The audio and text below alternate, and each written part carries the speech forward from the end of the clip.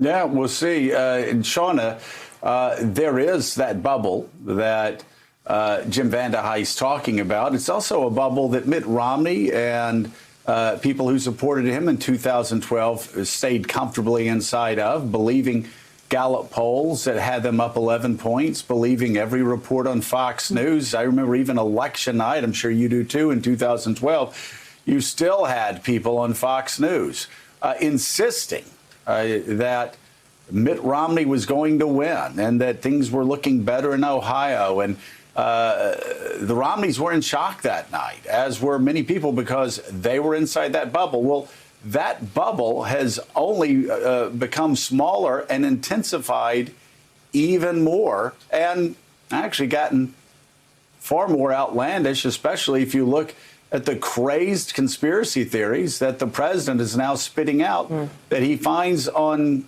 Facebook from QAnon members. Yeah, and sort of what's interesting about Jim talking about living in that bubble for a day is we also know the president does live in that media bubble, because that media diet, whether it's Fox News or Ben Shapiro or whatever we want to talk about, also compliments him on how he is talking about law and order. So if he sees this on TV, he sees the people that he likes because they are saying good things about him, saying this is the information that we want. We want to talk about, quote unquote, law and order, whether that is actually a sort of a racist coded term or not. And we want you to do that. And if he does it, then his ego is fed by the fact that he's doing it. And so it just keeps repeating. And, you know, taking a look closer at those numbers that Mika was talking about from the Ann Seltzer poll, you know, I saw that 39%, that there are 39% of people who approve of how President Trump has worked on coronavirus and race relations. So that's his base, 39%, that's his base. He knows that this is working with them, and he's not going to stop. And from a purely political point of view, the things he said while he was in Kenosha yesterday, when asked directly about systemic racism, when asked about, you know, is there a way that we can try to bring people together, that kind of thing, the people who want him to talk about that, the people who are marching in the streets, he also knows most of those people are not voting for him. I mean, the people who are peacefully marching, wanting to talk about police reform, wanting to talk about systemic racism, wanting to hit these things on the head that are deep ingrained problems within America, he already knows they're not voting for him, but he knows that the people who are part of that media diet, that loop, that 39%, those people are going to vote for him. So that is what he's going to keep talking about it. Jonathan was right. This was a political trip, and he is doing, from a political point of view, what he thinks he needs to do the one thing he seems to actually care about, which is winning re-election. Well, and his one goal, he's got one goal right now.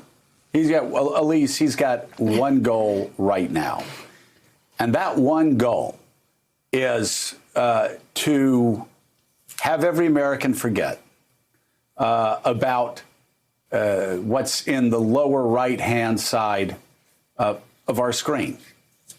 And that is that 185,000 Americans are dead from a pandemic that in January Donald Trump said was one person coming from China. In February, he said it was, at the end of February, he said it was 15 people. And soon it would be down to 0. And in March, told worried Republican senators, don't worry about it. It's going to go away. We're doing a great job. Also told African-American ministers, don't worry about it. It's going to go away. Just like magic, it's going to go away. Then started pushing hydroxychloroquine. This was going to be the miracle drug.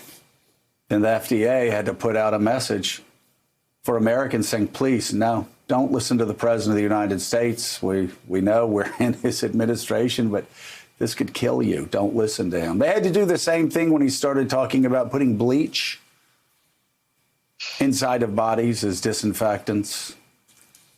Kept saying it's going to magically go away. It's going to go away in April. 185,000 Americans now dead.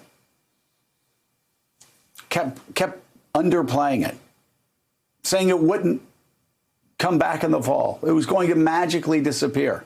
It's continued to say, Elise, that it's going to magically disappear. And he's hoping in all of those people in the Trump media complex that spend their days trying to protect and trying to defend the undefensible, engaging in anti-Trumpism with all of their might.